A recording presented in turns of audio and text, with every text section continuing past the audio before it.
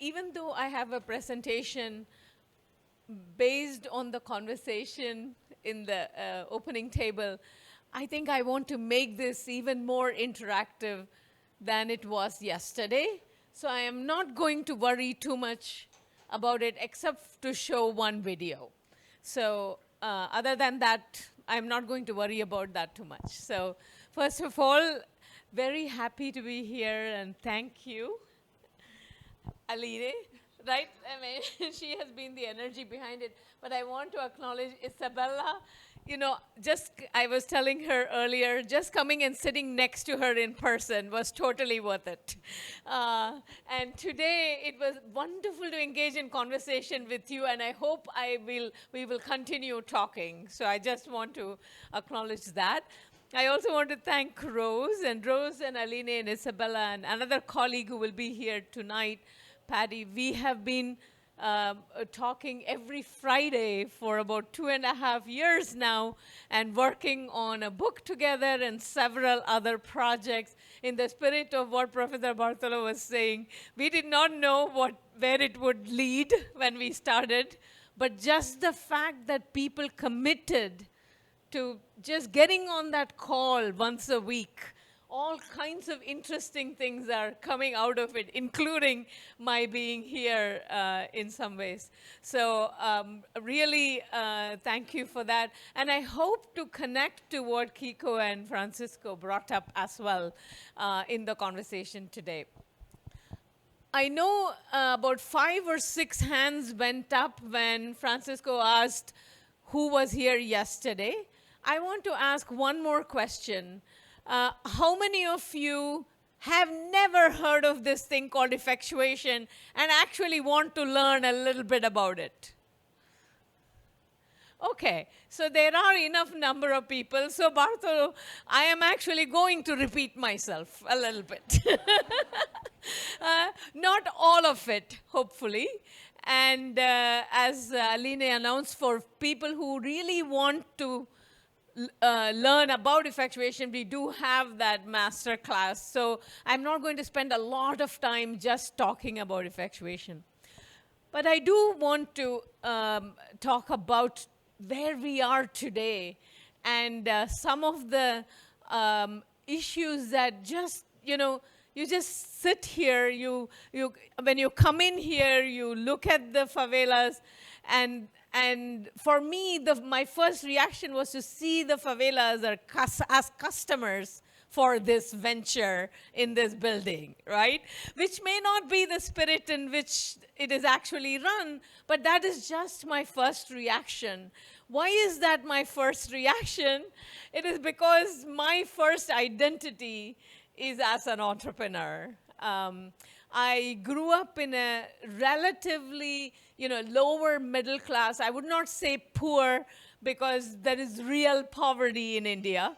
So I was not hungry. My parents were able to feed us. That was not an issue. But education was an issue. So it's a family of 3 daughters and a son, and I am the 3rd daughter. So a disappointment from day one. Not in a bad way, because my parents were extraordinarily loving, but they were disappointed to get one more girl, right? And so once they got my brother, they stopped, right? They were happy. The goal had been reached. But the interesting point I want to make here is we always were a family. So even if we fought as brothers and sisters, the fact was all of us wanted my brother to go to college, because we could not afford to send all 4 children to college. That was very clear. So the hope, and nobody in my family had ever been to college. So in some ways, when you think about the role of food and education and how they actually work together in a life, it is something that is very close to my heart, and I think about it a lot. So I see education connected with food, but I also see food as a necessary condition before you can learn anything. We were talking earlier, otherwise, the brain needs actual food, right? Knowledge by itself will not get through without food. So I'm very moved to be here in this building with you. And I want to keep that spirit in our conversation today.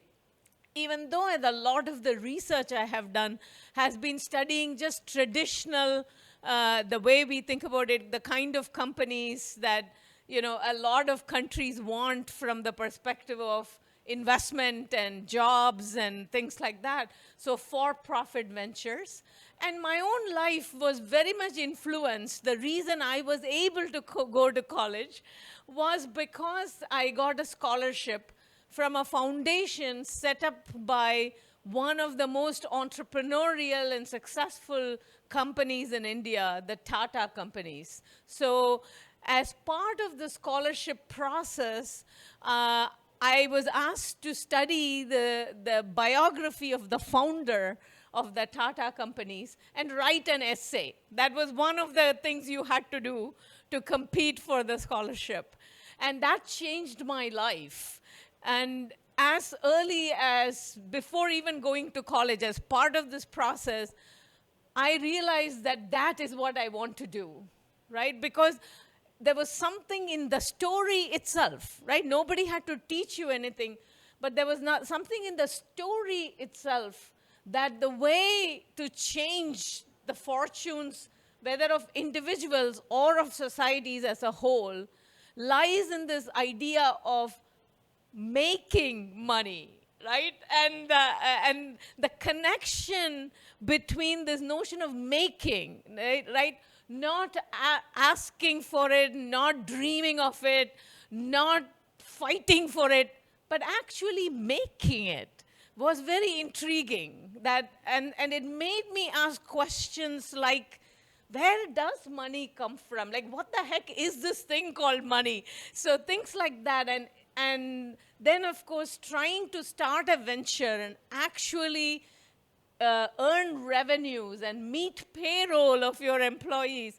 There was a point in time in my manufacturing company where, I literally would see the sales that I was doing as food in my employees' stomachs. If I didn't make the sale, there were 24 families at one point in time. This particular thing, when I had 24, it just struck me. There were 24 families that would not eat, right? If I didn't make that goddamn sale, right?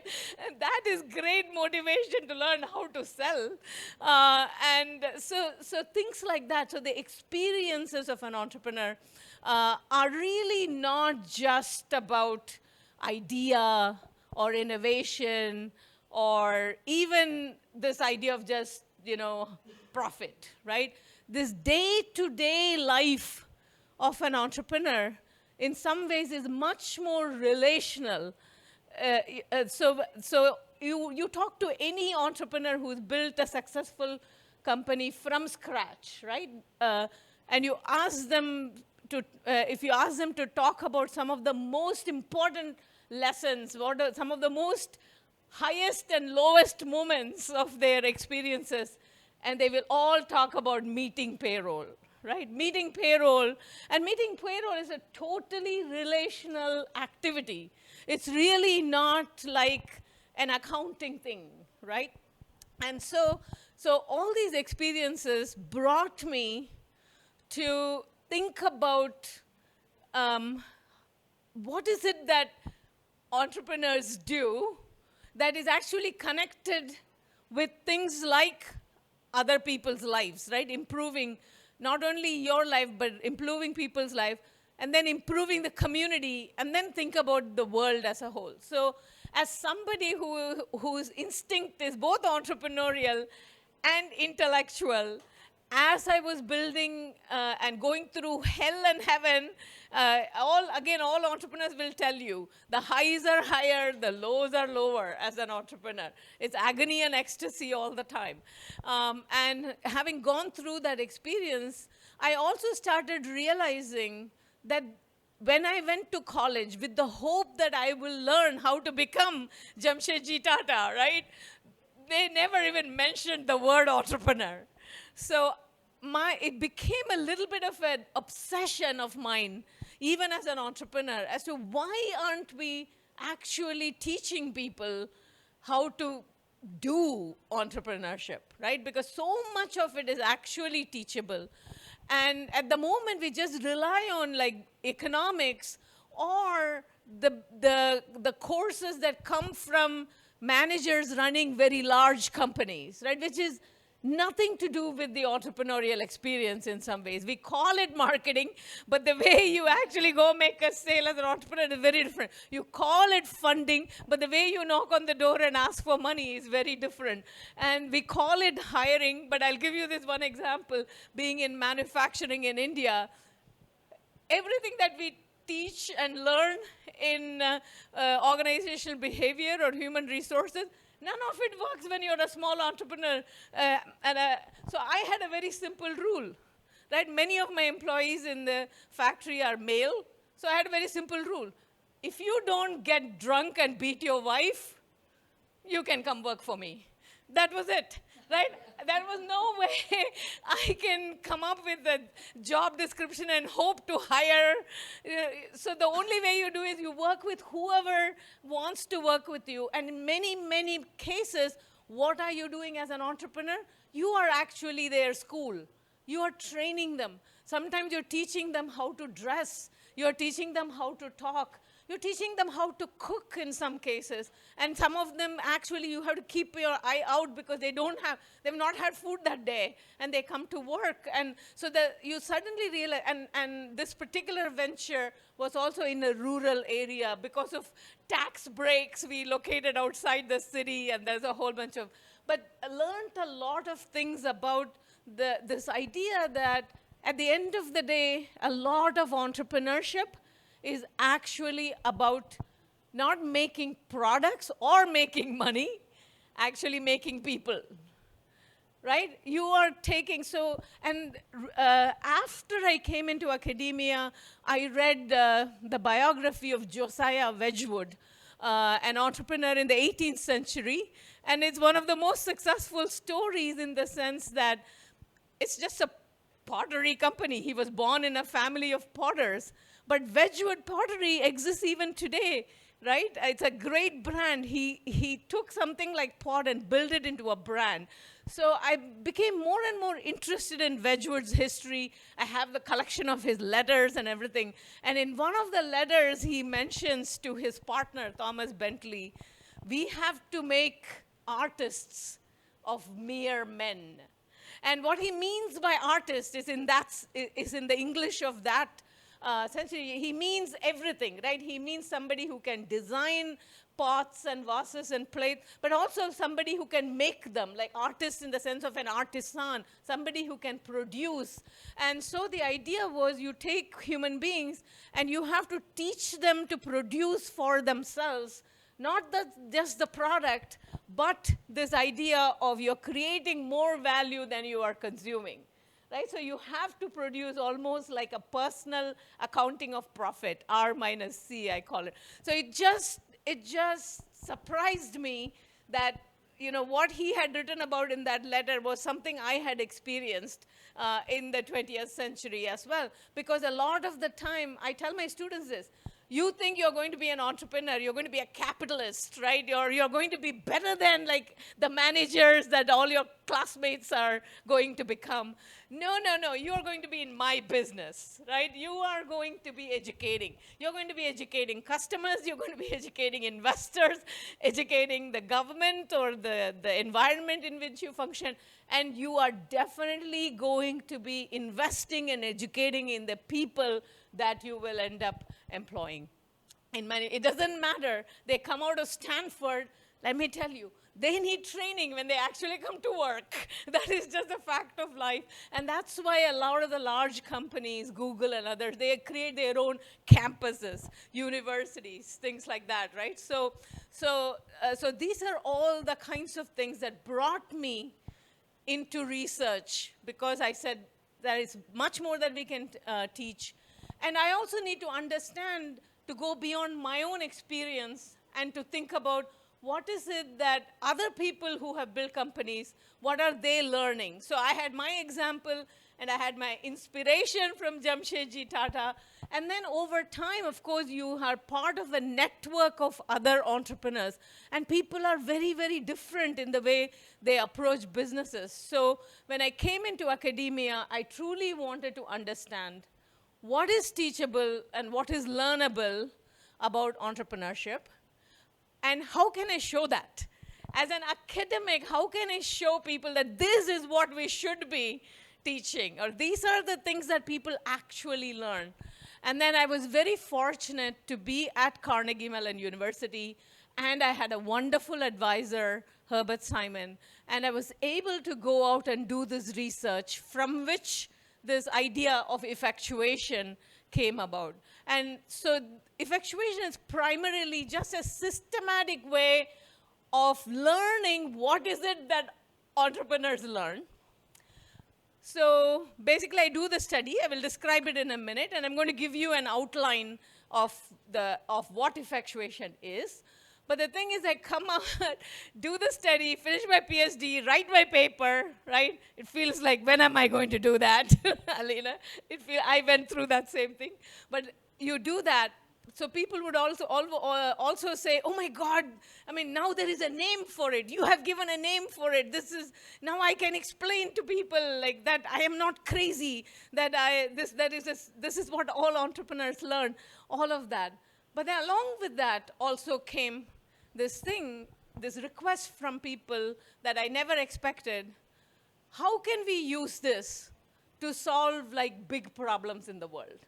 So even in the first, I think by the third year that people wanted to ask, can you show us how this logic, this way of thinking can solve, poverty, illiteracy, inequality, all kinds of issues?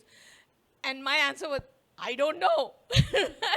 I didn't set out to study that, and now you're just asking me to talk.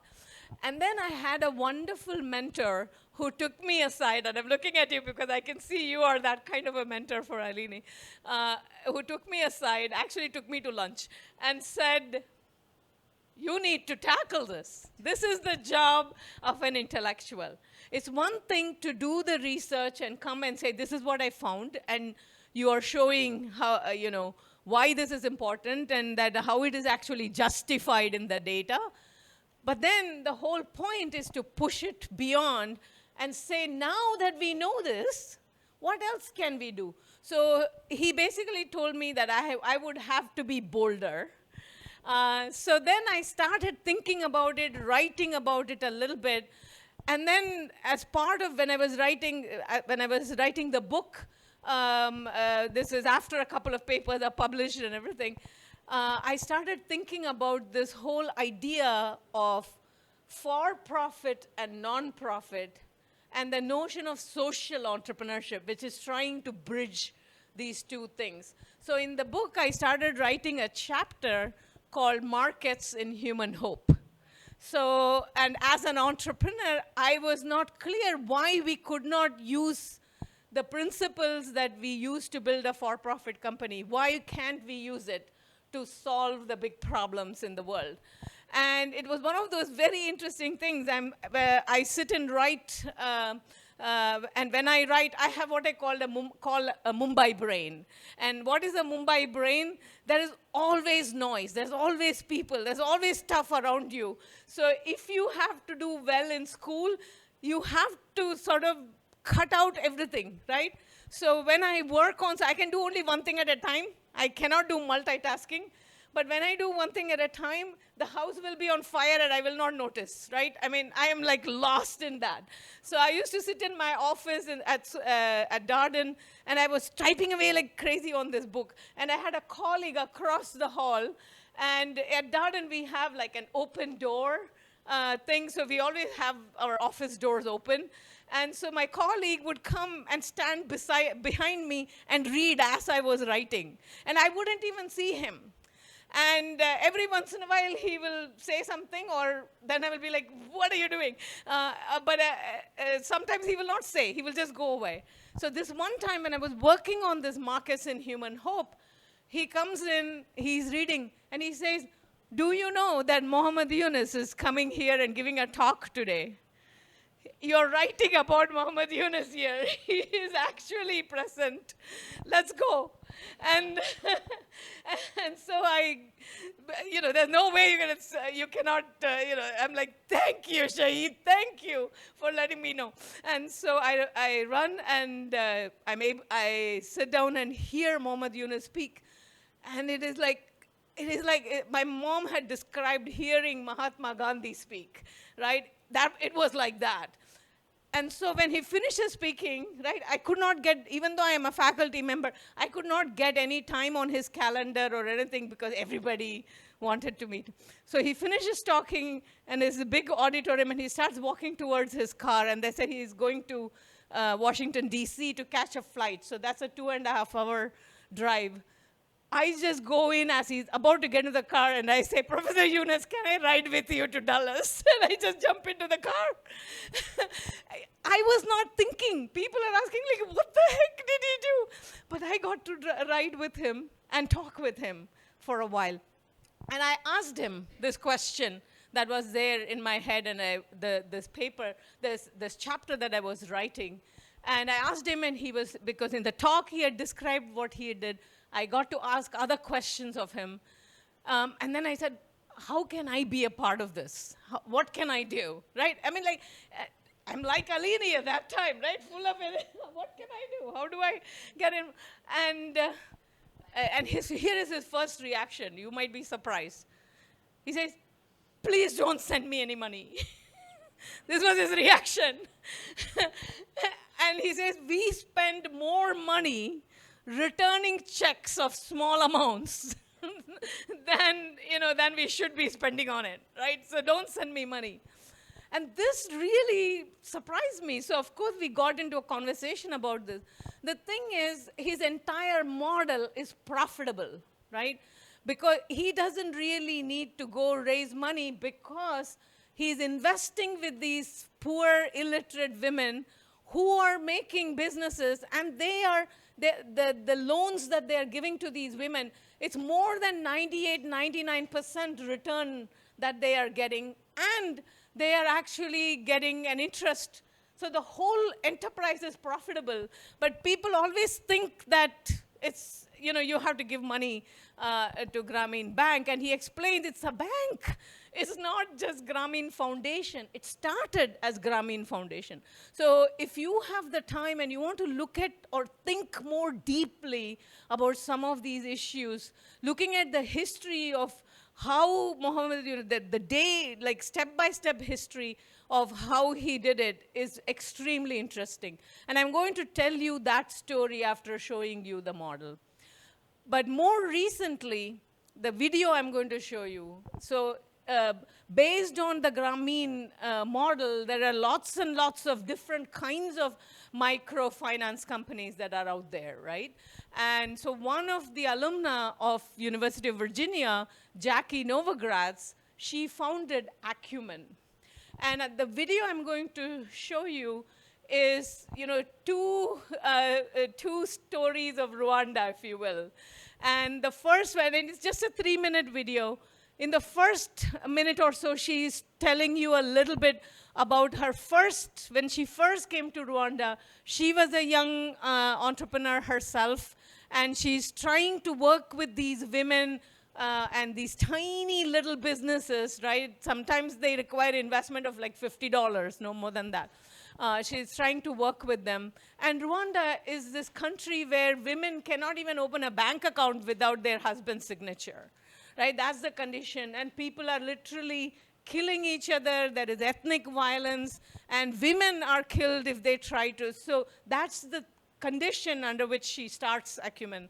And then she talks about several years, I think 2 decades later, going back to Rwanda and then meeting this young woman.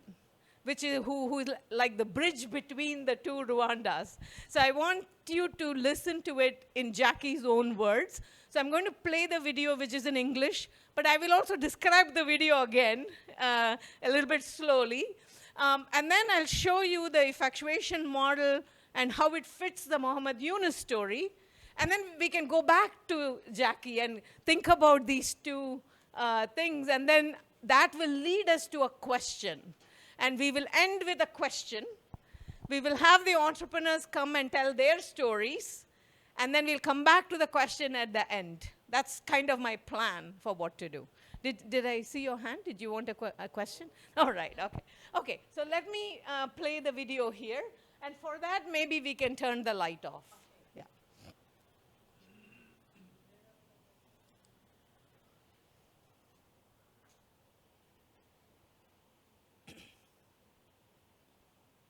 So this is Jackie. Kigali, Rwanda, 1986. I'm a 25-year-old former banker standing in a field of sunflowers on a bright, sunshiny day. And standing next to me is a bespectacled, apple-cheeked nun named Felicula. We're in that sunflower seed to dream of creating the country's first microfinance bank. And we're there to visit with oil pressing businesses, examples of the tiny kinds of ventures that our bank will fund. We'll call our enterprise Dutadembere. It means to go forward with enthusiasm, and all I see is upside. 2016, Kigali, Rwanda. Now I'm the 55-year-old CEO of a global organization named Acumen. It's night. The sky is midnight blue, and I'm standing speaking to President Kagame and his ministers, telling them about the launch we intend to do of a $70 million off-grid solar fund to bring clean, affordable electricity to 10 million low-income people across East Africa. Now I understand not just the upside, but the downside risks of what change are about, and yet still I'm confident that we'll pull this one off. Right before I get on stage to make my speech, a young woman in a Navy suit walks up to me and says, "Miss Novogratz, I think you knew my auntie." I said, "Really? What was her name?" Because so many of my friends had been killed in the genocide. And she said her name was Felicula.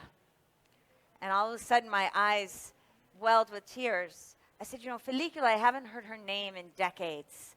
And suddenly I was back again in that sunflower field, remembering the day that Felicula was murdered in a hit-and-run accident, really for daring to reject the status quo and standing for women's rights.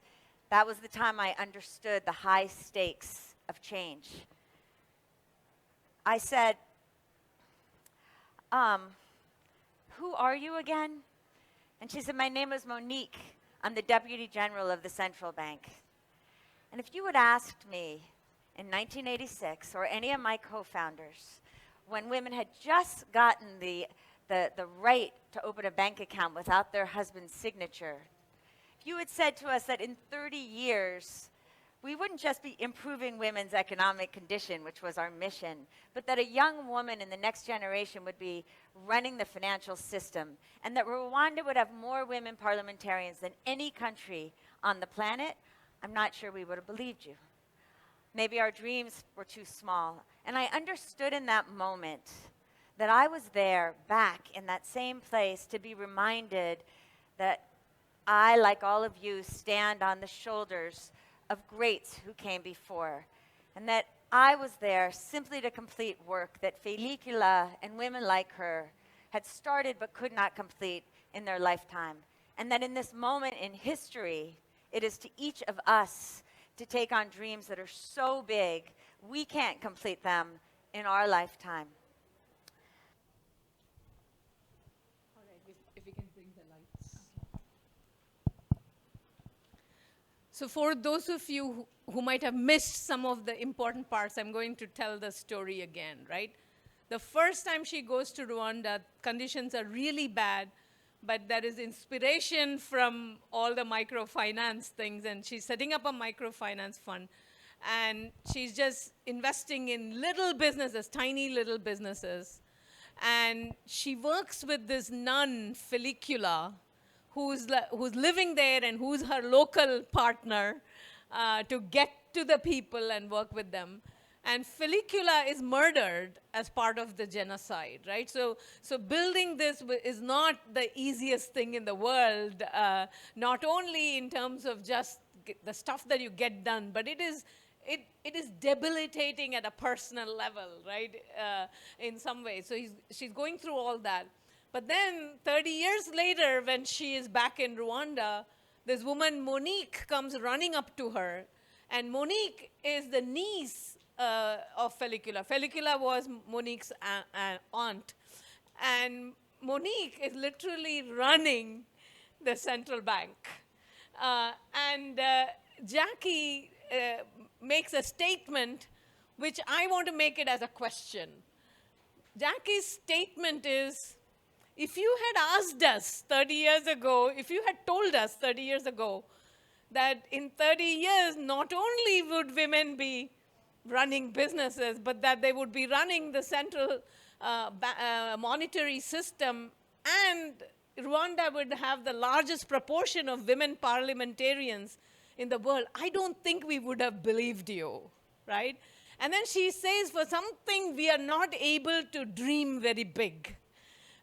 She makes that statement and leaves it there. And so my question to you, before I just give you a very quick glimpse of effectuation, the question is, A, why are we not able to imagine this? We dream of it. We dream. Many of us have utopian dreams, right? But we don't really think that the little thing that we are doing today can actually make this much of a difference, right? So the point is not whether we can have big dreams. The point is, how do we connect what we are doing today with that massive change? So I want you to think about that. What is that connection, right? That is my question to you. What happened there? So I'm going to give you the effectuation model, which I hope is one of the little steps in that bridge of how doing things on a daily basis as an entrepreneur, and we'll discuss what that means. How is that related to these big changes that came in places like Rwanda and Bangladesh and so on, where there are 8 million or more women entrepreneurs, and their children, and especially grandchildren, are actually going to Stanford for getting their degree. I mean, so in one generation, 1.5 generations, the face of the entire community can change. And so we will discuss some of these things. And let me just walk you through the effectuation model very quickly. I'm not going to explain it in great detail. I'm hoping we will actually get to discuss it. So, okay, I'm going to skip this one. So the key idea, the key finding from the study is about this relationship between prediction and control. Just like Jackie is saying, if I had to predict 30 years ago, right, I could not have predicted, first thing. And also, you know, that whether you predict or not is irrelevant to what you do that day, right? And so that's the issue here. So these entrepreneurs that I studied, these are people who have built multiple ventures, very, very large companies, very successful companies that they started, that they took public. You know, almost everybody in the original study was like billionaires, right? What they are learning is very similar to what Jackie is talking about, which is, to the extent that we can predict the future, we can control it. That is what everybody teaches. And when you go to business school, you're always trying to learn how to predict better. Like hiring, I gave the example. Should I hire her or her? And I'm trying to predict who will be the better employee. But as an effectual entrepreneur, so long as you don't get drunk and beat your spouse or your children, That is it, right? You can come work for me. There is no prediction because I can't afford it, right? I do not, I mean, she is not interested. So there is no competition here. Whoever walks through the door, that's all I get.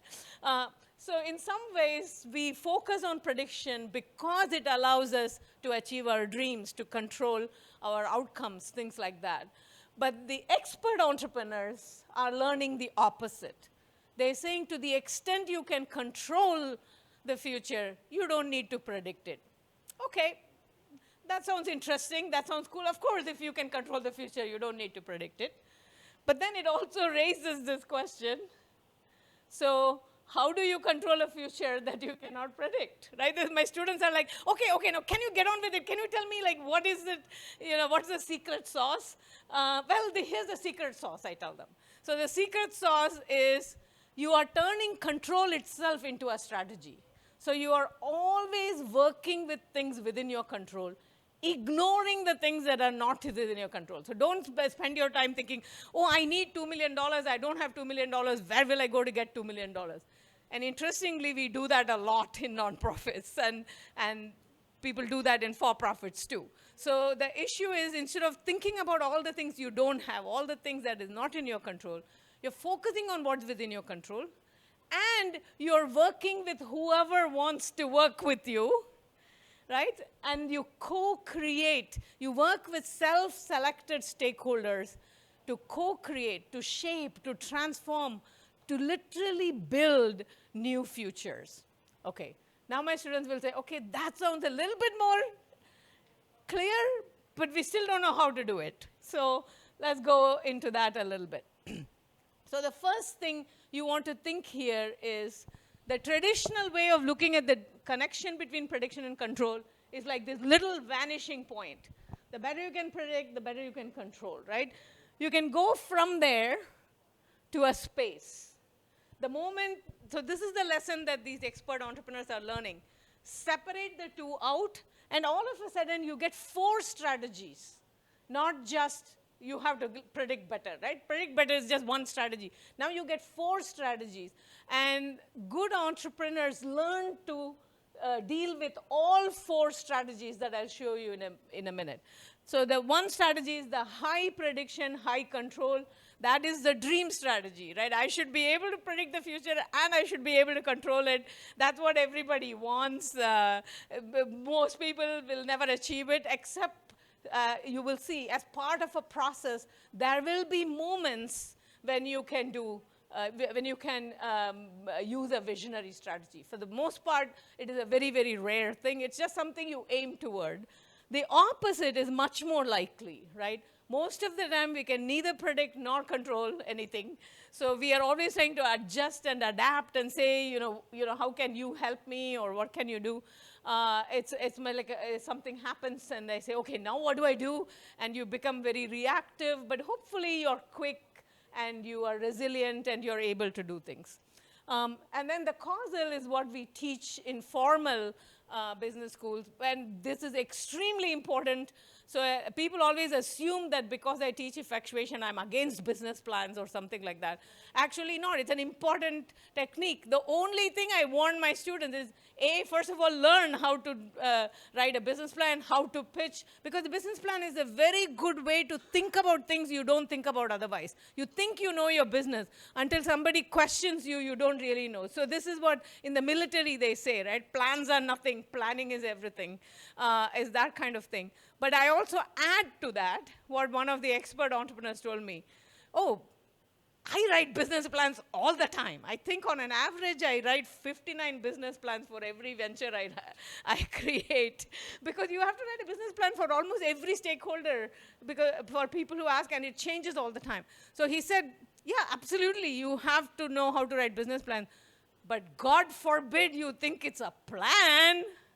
Right? So don't fall in love with the plan and try to execute on the plan all the time. So that's why I say you have to be able to do all of that. So you have to be able to adapt the plan too in some ways. But the bottom right is the effectual quadrant, and we had virtually nothing there until this study came out in, I finished my PhD in 1998, and the first paper was published in 2001. And there's a whole other story of what happened in between. But anyway, so since 2001, a lot of us in academia, but also actually in practice, and now in policy as well, policymakers, are all engaged in understanding this quadrant better, and also thinking about how do we apply it for things beyond like the regular venturing, right? There are people who are interested in growth ventures, but there are people who are interested in job creation, people who are interested in solving the big SDG goals, right? And sustainability is a huge one. So people are applying it. I mean, there are people who have created a way to negotiate peace using an effectual logic. So people are using this. This has become like this tool now that you can use to do many different things. There are groups that do effectual teaching. They're not teaching effectuation, they're teaching effectually, which is a very interesting idea to think about. So all of this, the bottom right is where most of us in the group, and especially me, I spent a lot of time working on that. Still learning, still don't have answers for most of the things. So here's a simple, accessible way to think about how to do this, how to minimize prediction, at the same time use whatever is within your control to shape and create new futures. Okay. So the 5 principles are, each one is an inversion of the way we traditionally think about the world. So the first one inverts goals and means, right? Instead of starting with a clear goal and saying, this is what I want to achieve, you say, well, I think I can achieve this, I want to do it, but the way you want to think about a goal is actually as a means-driven. You first look at what is within your control, right? Who am I? What do I know? Whom do I know? And you ask, through these means, what kinds of goals can I actually do? So day one, you're already thinking about goals that are achievable with things within your control, instead of starting with a big goal. And it's okay, you can start with a big goal, but you still have to convert it into this small goal that is coming from your means in some ways. The second one inverts the expected return. So this is, again, if you relate back to the Jackie video, if you sit and think, how will I create a Rwanda in which the woman will run the monetary system, you will feel paralyzed, right? You will never be able to. Instead, you say, hey, I have been a banker, I've saved up money, I have a couple of investors who are also giving me money, I have this. So what kinds of businesses can I invest in Rwanda? That's all she can do. Because it's sort of, she has the money, she has some investors, that is her bird in hand, and she's asking, how many different businesses can I invest for affordable loss, right? Because you don't know, each business, you don't know whether they will actually do well, right? So you start with affordable loss and not really expected return, although sometimes when you go to bed in the night, you may dream that you're doing amazing things, and sometimes you don't sleep because you think you're wasting your entire life. All of that happens. But the idea here is you're focused on keeping the downside within your control. And you're asking yourself, even if I lose the time, the effort, the emotion, the money I'm putting into this, even if I lose it, is it worth it? So it also changes how you look at the upside. You're not really thinking just financial return anymore, even if you are a banker and an investor. So this is very early stage. You can do this day one, and almost immediately you start interacting with other people. And there you see this inverts the idea. Instead of worrying about competition, instead of asking myself, has somebody else already done it, right? These effectual entrepreneurs don't care. Doesn't matter if, so Google, I tell this to students all the time. Everybody thinks Google had all this, first mover advantage. They were the best algorithm. They were the 65th search engine. I was in Carnegie Mellon University, and everybody thought Lycos is going to be the winner. Lycos went and raised $40 million. Google, because the professor introduced them to somebody in Silicon Valley, they got like $100,000, right? 1 year later, they wanted to sell the company. Their dream was to sell the company for $1 million that nobody wanted to buy. So this idea that somehow we know ahead of time, I am the most innovative, I have the best algorithm, is just nonsense. So the idea here is think partners. Who can you work with? Rather than worry about all this, is my idea new, do I have competition? So the idea is focus on partnerships, because that is a good way. If somebody else wants to come and work with you and put real skin in the game, that's good enough. You can live the next day, the next month, the next year, and you go on to the next thing, right? So that is what it's called, the crazy quilt. You work with whoever wants to work with you, but each person who comes in has to put something real. They're not there just to help you out, right? They have to have some real commitment, real skin in the game. Along the way, of course, all kinds of unexpected things, negative things will come your way. It doesn't matter whether you're building the venture causally or whether you build it effectually, you're going to get lemons. But the effectual entrepreneurs, because from day one, they cannot predict the future, they just get very, very good at dealing with lemons. They're always asking themselves when lemons hit you, okay, now that this bad thing has happened, what can I do that I couldn't do yesterday? We had talked to a couple of entrepreneurs in India when COVID hit, and some of them have this attitude, okay, this horrible thing has happened. Okay, now what can I do that I couldn't do before the pandemic, right? And that is a very different attitude, instead of saying, all the things that I cannot do now that the pandemic has hit. And that just makes you weak. Whereas if you ask yourself, what are the opportunities in the pandemic, then now at least you can get up and do something. And that brings us to the final one, which is the pilot in the plane principle. And this is the most important one, because you see the world as created by human beings. So every single person you meet, that's why it doesn't matter. Whoever comes knocking on the door is fine. Every single person, you see them as a pilot, right? You don't see them as patients. Amartya Sen is one of my favorite economists. He won the Nobel Prize, thank goodness, so I can use his name and people actually can look him up. But one of the things he talks about, and he did a lot of work, I actually call him like an economist who truly understands misery, right? He collected data on all the worst sufferings of human beings, poverty, illiteracy, things like that.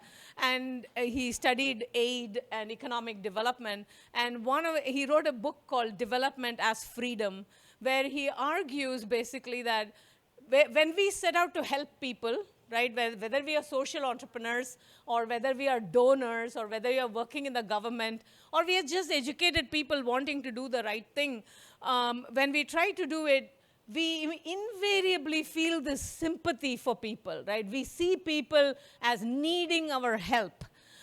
So he says that, he calls that seeing people as patients, right? Like a doctor sees you as a patient. So you see somebody is poor, somebody is illiterate, you see something is wrong and you need to fix the problem, right? You have this attitude of a doctor treating a patient.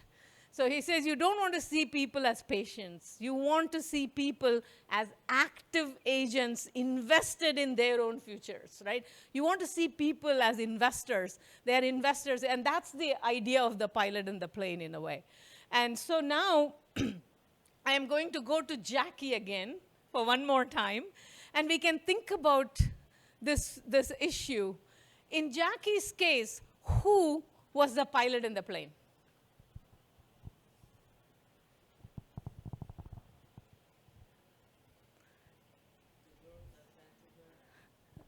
The girl that went to her, the niece of... The niece of Felicula, who now runs the... Any other suggestions? Yeah, Jackie is the pilot in the plane. Yeah? Any other suggestions? Any reactions? I think everyone that took action and tried to solve the problem in some kind of way is a pilot. So, such as? Give me an example. Okay, everyone that invested in the idea, I think they were pilots too, because they were trying to help someone that was in action. Okay. The Indian girls and everyone that is a stakeholder at the place. Okay, all right. So you're getting closer to not failing my class. You fail, she fails for sure, right? So the idea here is the women who needed the help are the pilots in the plane. First of all, that is the Amartya Sen argument. The women who had no access, the women who could not open a bank account, they are the pilots in the plane, right? It's just that they have been tied down somehow. So you don't need to help them, you just need to free them. So the job of the investment is now they are free, right? Now they can do something productive with their life. And that is where Monique comes from, right? Monique is a product of women who were helped by Felicula and Jackie. Sure, Felicula and Jackie and everybody else, they are also pilots in the plane. But the missing element we need to learn from effectuation, I think, is that the people you're trying to help are entrepreneurs. Look at them as entrepreneurs, treat them as entrepreneurs, train them as entrepreneurs. Because entrepreneurs doesn't mean you have to start a company. It means you build your own freaking plane and you fly it wherever you want to go. And the fact that people can actually do it, you have to let them do it, so you cannot impose what they can and cannot do. But more importantly, you have to approach the problem like they are not patients. They are all capable of changing their own futures and changing your future, which is in a way what happened to Jackie, right? Her enormous success and celebrating is all because all these women went out there and used the $20 or whatever she gave them, and then they did stuff. They changed the country. And that is where I want to sort of stop this question, and I want to hear from the entrepreneurs in the room, and we'll come back to the question of what it takes to build that bridge. That the thing that we can do on a daily basis without knowing what will come out of it, as Professor Bartholo was saying, how does that lead to these things that we didn't even imagine can happen? So I'll stop there, and let's bring in the entrepreneurs and talk to them, and then I'll show the last process slide as the last 2 minutes of our thing here today. So you invite people.